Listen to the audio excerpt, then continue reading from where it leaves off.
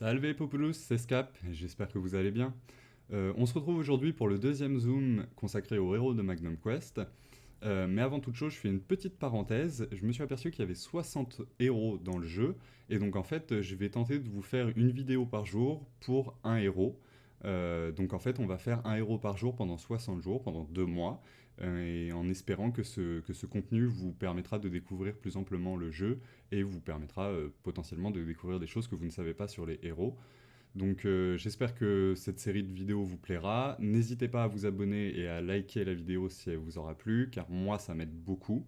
Et on va pas perdre de temps, on va rentrer dans le vif du sujet avec le deuxième héros, Katos, le héros de la faction Abyss, le seul héros de la faction Abyss pour le moment. Donc voilà, je vous dis à tout de suite sur le jeu. Donc voilà, on se retrouve sur le jeu et je vais vous présenter donc Katos, le héros de la faction Abyss, le seul héros comme sûr pour la faction Divinité. Donc Katos, c'est un personnage qui va être orienté sur le tank, donc sa capacité de survie, et il est très utile dans les batailles en PvP avec son effet de silence, et il a donc également un gros niveau de santé et des protections très élevées. Comme on peut le voir, il va être orienté donc, sur le contrôle et le debuff, et ainsi que sur les damages et sur les PV. Les dégâts sont physiques, il n'y a pas d'attaque magique. C'est un héros de type force, avec à son maximum de potentiel 882k HP, 51k d'attaque et 9936 de défense. Donc un héros plutôt intéressant, assez polyvalent, très utile pour le PvP, il va vous servir énormément en arène. Je vous conseille de garder dans un coin de la tête qu'il est assez rare à obtenir. Donc c'est très très compliqué de l'avoir, mais si vous l'avez, n'hésitez pas à le monter, il pourra vous être utile dans beaucoup de domaines du PVP. Un petit peu moins le PVE, notamment par exemple les boss de guilde, il n'est pas très intéressant, il y a des héros plus intéressants à jouer que lui. Mais, euh, mais ça reste un très bon héros. Donc, on va regarder un petit peu ses compétences. La compétence donc, de rugissement de l'horreur, Katos, il inflige des effets de brûlure et silence à tous les ennemis pendant 6 secondes, ce qui inflige 60% de dégâts d'attaque par seconde et les rend incapables d'utiliser des compétences. Les effets de cette compétence ne peuvent pas être dispersés, ce qui veut dire, dissipés, pardon, ils ne peuvent pas être enlevés, être cleans. Donc c'est très intéressant effectivement pour contrôler le banc, l'équipe adverse. Au niveau 2, donc qui est obtenable au niveau 101 du héros, les dégâts de l'effet de brûlure passent à 75% par seconde et la durée des effets augmente à 8 secondes. Le niveau 3, au niveau 201 du héros, l'effet de silence donc s'épuise, enfin lorsque l'effet de silence s'épuise, il inflige 150% de dégâts de l'attaque aux ennemis et réduit leur point d'énergie de 160 points. Donc encore une fois, une capacité de dégâts et de contrôle assez importante. Pour le bouclier de feu, donc le bouclier, il permet d'absorber les dégâts égaux à 500% de l'attaque, et le bouclier ne peut pas être dissipé. Encore une fois, à partir du moment où il est posé, il le garde et personne ne peut l'enlever. Le niveau 2 qui s'obtient au niveau 26 du héros, ça augmente le bouclier de 550% de l'attaque. Le niveau 3, c'est au niveau 126 du héros. Lorsque le bouclier est actif, il inflige 50% de dégâts de l'attaque à tous les ennemis environnants chaque seconde. Et le niveau 4, obtenable au niveau 226 du héros, le bouclier augmente à 600% de l'attaque, ce qui est énorme, et les dégâts infligés par seconde augmentent de 75% de l'attaque. Donc comme on peut le voir, ne serait-ce que sur les deux premières compétences, c'est un héros où il va falloir aller chercher vraiment beaucoup d'attaques. L'assaut impie, donc c'est la troisième compétence. Katos inflige à l'ennemi 100% de dégâts de l'attaque, et plus des dégâts supplémentaires égaux à 8% de ses PV max, avec l'effet brûlure, qui inflige donc 75% de dégâts d'attaque pendant 6 secondes, et l'effet brûlure, encore une fois, ne peut pas être dissipé. Le niveau 2 de la compétence est obtenable au niveau 151 du héros. Les ennemis souffrant de l'effet de brûlure perdent également 50% de leur défense. Donc un debuff pour l'équipe adverse extrêmement compliqué à contrer. Perdre la moitié de sa défense, ça peut faire extrêmement mal. Et au troisième niveau, obtenable au 251e niveau du héros, les dégâts supplémentaires augmentent de 12% des HP comparé aux 8% du niveau 1. Donc c'est assez conséquent, 4%. Si vous allez chercher de l'attaque et de la vie sur Katos, il peut faire extrêmement mal. Pour ce qui est de la dernière compétence, donc le fouet brûlant de l'enfer, le fouet ardent de l'enfer, pardon, Katos, il ne peut pas être ressuscité une fois qu'il tombe au combat. Il y a certains héros dans le jeu qui permettent de ressusciter un allié pour quelques secondes dans la bataille. Katos n'en fait pas partie, malheureusement.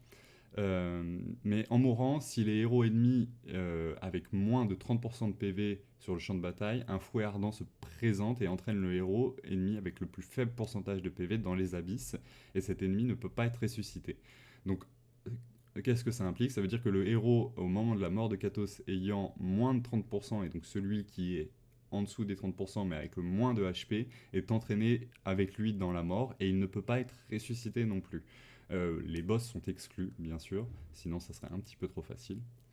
Mais ça reste assez intéressant pour permaban en fait un héros lors d'une bataille que vous n'êtes pas forcément sûr de passer, mais avec Katos, vous pouvez être sûr de tomber un héros assez facilement s'il meurt.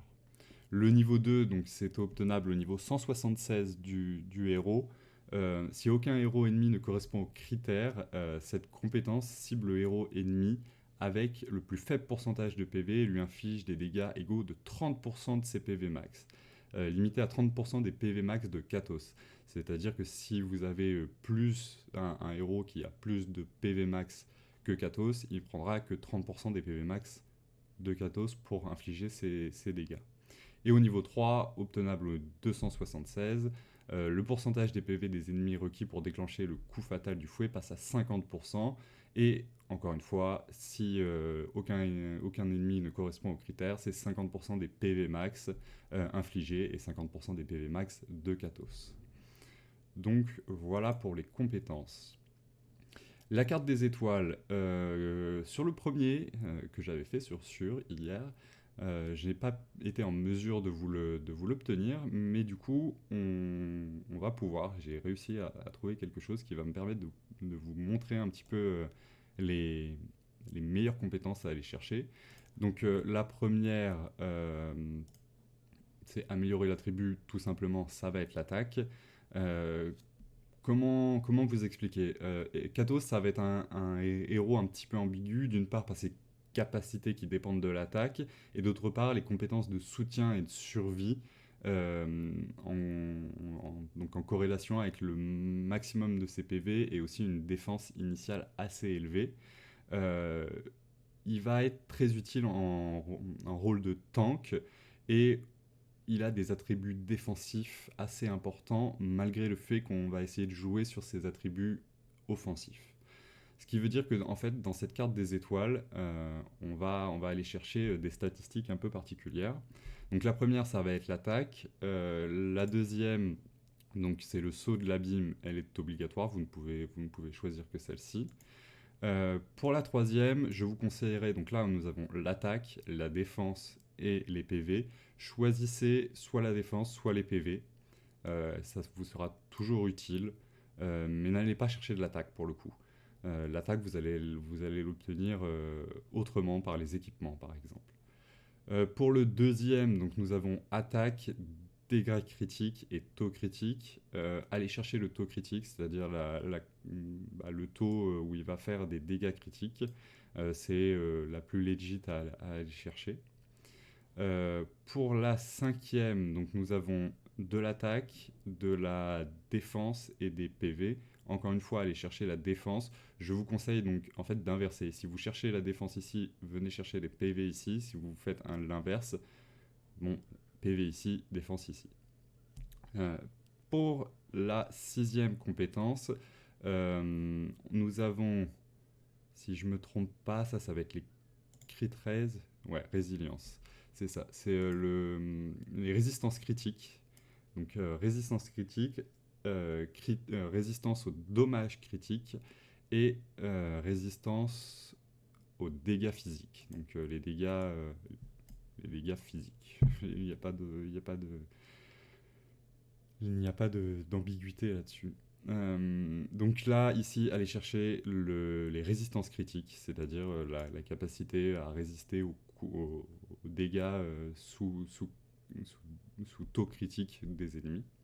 Une fois tout ça validé, vous allez débloquer ces trois-là. Ces trois-là, il faut activer donc la compétence. La première, le Big Fluffy, Big Bully, grosse brute, ouais, c'est Big Bully, pardon. Donc le héros inflige 8% des dégâts supplémentaires aux cibles dont les PV sont inférieurs à 50%. Ça va s'additionner à une de ses compétences. Le bouclier d'inspiration, lorsque la compétence ultime est activée, le héros gagne un bouclier dont la capacité est égale à 8% des PV max et dure 5 secondes. Encore une capacité de tank. Et la dernière, lors de l'acquisition d'un bouclier, le héros gagne un buff supplémentaire aléatoire. Et cette compétence ne peut être déclenchée au maximum une fois que toutes les 8 secondes. Le même buff peut se cumuler au maximum 3 fois et dure 8 secondes. Donc là, c'est aléatoire entre l'attaque, la def, les points de toucher et les points d'esquive. Les points de toucher contrecarrent les points d'esquive, bien évidemment, en fait. L'esquive, c'est la capacité à esquiver une attaque, et les toucher, c'est la capacité à assurer l'attaque sur un ennemi. Une fois donc ces trois débloqués, on passe à la dernière compétence. Ici, donc encore une fois, attaque, def, PV. Ici, encore une fois, aller chercher de la def ou des PV. Ça va vous débloquer donc une compétence 9 qui est donc les dommages. Non, c'est l'esquive. Pardon, excusez-moi. Donc ça, c'est l'esquive. C'est celle-ci qu'il faut aller choisir en comparaison à moins de dommages magiques et le résistance des dommages critiques. Ici, vraiment, aller chercher l'esquive, vous permettre d'esquiver un coup. La compétence 10, on arrive sur de l'attaque. C'est celle-ci. Je ne sais plus. Écoutez, je veux... Ouais, non, c'est de l'attaque, c'est du pourcentage. Du coup, c'est ça, c'est de l'attaque. Encore une fois, bon, bah, on équilibre. Si vous avez choisi PV défense, vous faites la même chose. C'est toujours PV défense. Ici, ça sera PV défense à aller chercher. Un des deux, vous le choisissez.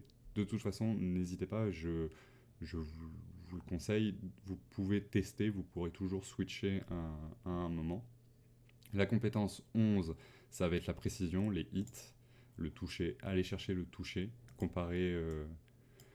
comparativement au plus de dommages physiques et au plus de dégâts critiques, ça ne vous sera pas utile. Donc vraiment, aller chercher celle-ci.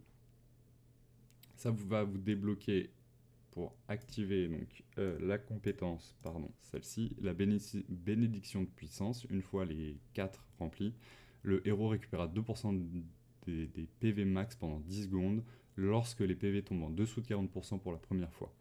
Donc ça va être un auto-heal sur la base des 2% de ces PV max. D'où le fait d'aller vraiment chercher soit de la défense, soit des PV pour notamment encaisser les dommages et pouvoir se soigner par la suite. Du coup, on passe au dernier tableau, la compétence 14, aller chercher toujours, donc celle-ci, l'esquive. Pour la suivante, encore une fois, PV, défense, un des deux, à vous de choisir. La dernière, encore une fois, ici, c'est toujours l'esquive à aller chercher. Et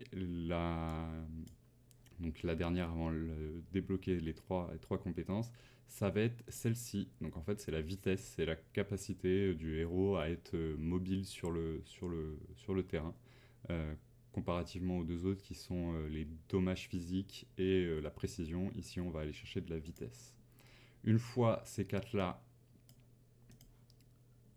obtenus, vous allez débloquer les dernières compétences.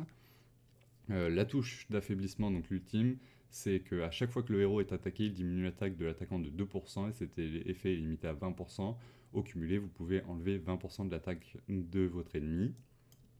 Sur celui-ci, lorsque le héros active un bouclier, il augmente sa capacité de 50%.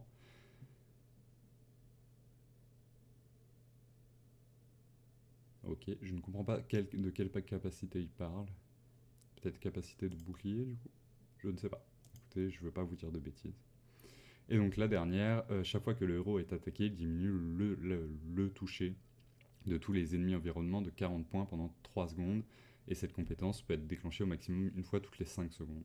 Donc 40 points de toucher, ça, c'est 40 points de précision en fait sur l'attaque des ennemis en moins. Donc c'est assez intéressant. Voilà, écoutez, nous avons fait le tour de la carte des étoiles, nous avons fait le tour des compétences du héros. Sachez que vous pouvez également aller lui chercher des équipements. Je vous conseille donc de toute façon d'aller chercher les équipements qui vont lui donner beaucoup de PV, beaucoup de défense. Vous pouvez essayer aussi d'aller chercher de l'attaque sur ces équipements. Et la dernière chose, c'est au niveau des runes, quand vous allez débloquer les runes qu'il faut aller chercher, ce sont les runes bleues ou vertes, orientées avec ce qui va vous donner de la résistance aux dommages ou de la résistance aux critiques. C'est un monstre c'est un héros dont on va avoir besoin qu'il survive le plus longtemps possible, notamment en PvP. Il faut qu'il soit là le plus longtemps possible pour pouvoir contrôler la team adverse. Donc c'est pas forcément sur celui-ci que vous allez orienter l'intégralité de vos dommages, mais c'est entièrement sur celui-ci qu'il va falloir orienter la capacité de survie, avec une bonne défense et des bons PV. Voilà, écoutez, j'ai fait le tour pour Katos. J'espère que cette vidéo vous aura plu. N'hésitez pas à la liker si elle vous aura été utile, pardon. Et moi, on se retrouve assez rapidement en live et demain pour le prochain Zoom, consacré cette fois-ci à Auric, le premier héros de la faction Forteresse. Je vous remercie, c'était Scap. Bye!